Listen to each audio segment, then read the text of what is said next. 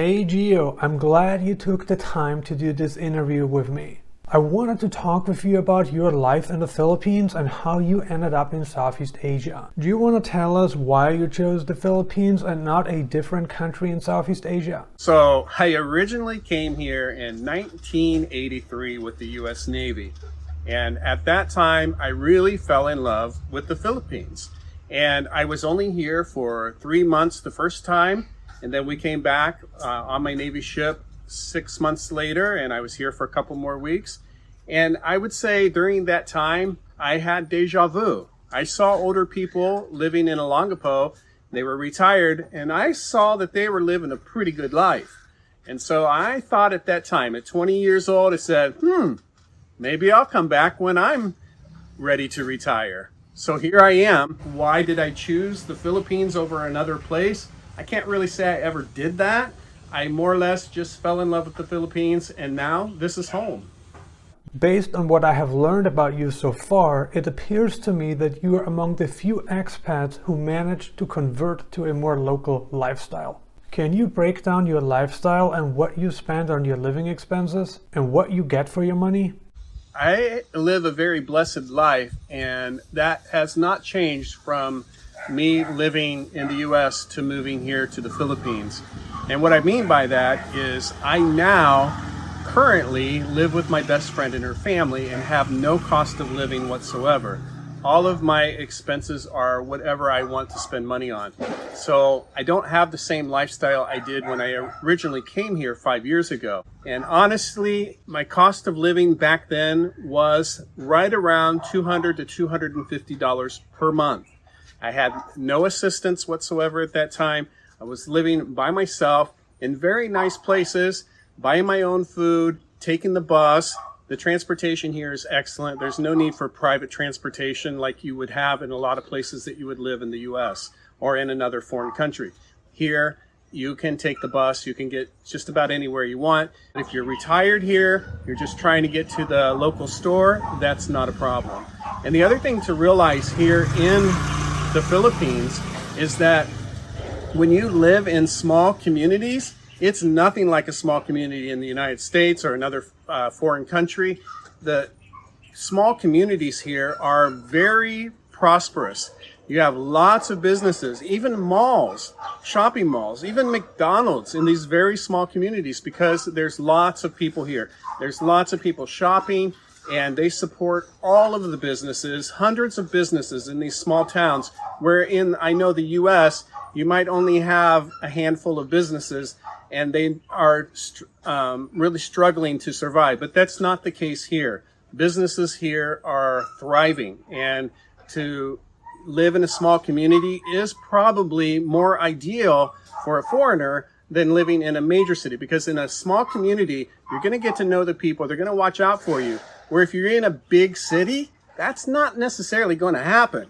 I watched your video about the cost of living in the Philippines, and you reported that the true cost of living for an average working class Filipino living alone is $150 to $250 a month. How did you come up with that number? So how I came up with the 150 to 250 number is based on living out with the Filipinos, not trying to live a life in like a major metropolitan area or expensive resort town. Out here, you're living with the roosters, the dogs barking. You know, it's normal Filipino lifestyle. And the prices that I came up with were actually via a survey of all of my friends who lived outside of the metropolitan areas and the more expensive areas. This was the number that they came back with.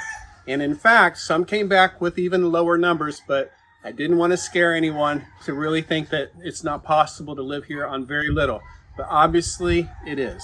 You said you have a couple of personal assistants working for you in the Philippines. Can you explain to us how you found them and what day-to-day tasks they solve for you? As far as my assistants go, I actually hired friends. I had been living in the Philippines at that point over a year, and I decided that my friends needed to get to work. They needed money. So I said, why don't I just give them a job? I didn't really have a need for an assistant. Let's face it. I'm only one guy. I can do my own laundry. I can cook my own food. But I said, hey, let me just help someone out. I've got extra money now. And so that's what I did. I hired an assistant, and that would be G.V. Pali. Wonderful, wonderful guy. Wonderful camera presence. I wish he was still working for me because he is really a great assistant. If you're paying $5 a day for help, you can't really ask for a lot of qualifications, right? Now, my assistant, G.V. Pali, actually made more money, and that's because he was more qualified. He worked as my cinematographer on my 2 documentaries. And these people also, all of my assistants, they would cook, clean, do whatever you needed, domestic help, and also go with you shopping. We would hang out together. Like I said, they were my friends. So we just had a really good time together. On our last call, you mentioned that you've worked as a personal assistant to the filmmaker Jason DaSilva. How did you end up working for him, and what were some of the key skills you were able to develop during your time working for him?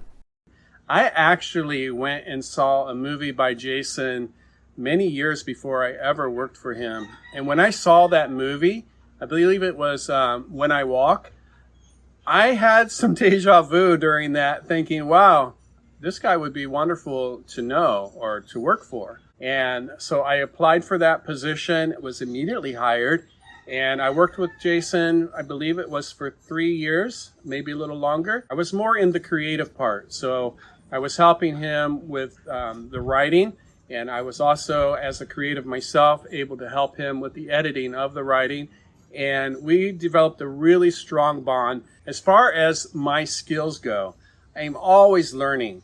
And a lot of that I learned by watching YouTube videos. And what I did when I got here to the Philippines is I started doing YouTube videos about the Philippines. And when I was working with G.V. Pali, I realized that, hey, this is not vlogging for YouTube. We're actually doing documentary filmmaking. And that's when I took a whole new approach to what I was doing. And I started seriously learning about video editing, sound editing. And again, I was doing this online. I wasn't in any school. And so when you see my work on my channel, you can see I'm getting better and better at what I'm doing because I'm self-taught. And I think it's been wonderful. I'm glad that I chose to do videos on YouTube, but even more so that I took it seriously and I decided to start doing documentaries. I'm well aware of the fact that the Philippines is a collectivist country, meaning the locals value community life and the happiness of the community more than we do in the Western Hemisphere.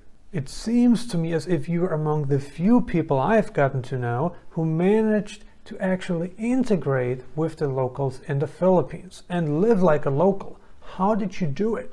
What differentiates you from other expats who spend 3 to 5 times your monthly budget? You know, when I first moved here, I was totally an American. All of my previous thinking was American. And that's really an important thing to say, because when you move to a foreign country, all of a sudden you see people are thinking differently. They're not thinking like you. And at first, you get really a bad taste in your mouth. You're like, oh my God, this is horrible. Why are these people thinking this way, right? They're thinking wrong. And then if you give yourself enough time and you really take away all of your prejudices and you wonder, why are they thinking that way? What's going on there? How did they develop that thought? You know, and then you start seeing that it's based on their culture and that they've learned from their ancestors these different things.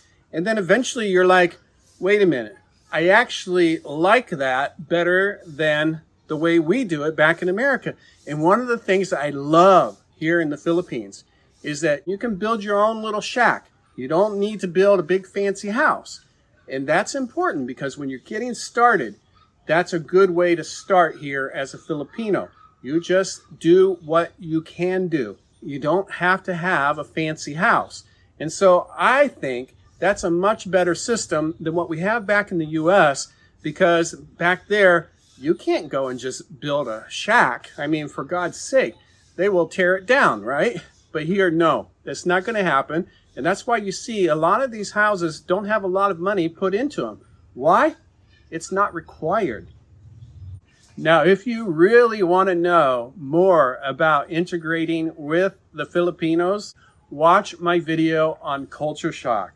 I really nail it down as to what's going on there because I went through it, I got through it, and look at me. I'm living here in the Philippines as a Filipino American. One of the ways that I really got over the culture shock was I lived in the countryside with the Filipinos. I got out. I was out in my neighborhood every day, walking my dogs, talking to people, and letting them know my dogs were friendly because a lot of dogs here aren't trusted and people won't pet dogs that are out on a leash. But I let people know, no, my dogs are friendly. You go ahead and pet them. And then I made friends. I made lots of friends. As you can see in my movie, Snapshots of So Good, I really bonded with the community that I lived in. What differentiates me between people who spend a lot of money on their cost of living, that is going to be the same answer whether I'm here in the Philippines or in the United States. Quite honestly, there's people who want to spend their money on luxuries. I know a guy, he has 3 luxury vehicles, and that's his lifestyle. If he brings that lifestyle here to the Philippines, he's going to be spending a lot of money here in the Philippines and nowhere near $150 to $250 a month. I'm a creative. I spend a lot of time at home. I will go out for a walk maybe once a day. I'll buy a drink, maybe a snack while I'm out walking around. But that's not much money being spent. And as far as somebody else, they got to drive their luxury car down to, the expensive place and buy something expensive. Well, their cost of living is going to be a lot more than mine. I appreciate you sharing your perspective with us. I definitely look forward to our next conversation. What do you think about Gio's lifestyle in the Philippines? Leave a comment below and let us know. Consider subscribing if you haven't already. I'm uploading new videos on digital nomad locations, travel updates, and investment advice several times a week right now. And if you got some more time left, check out these videos. Thank you for watching.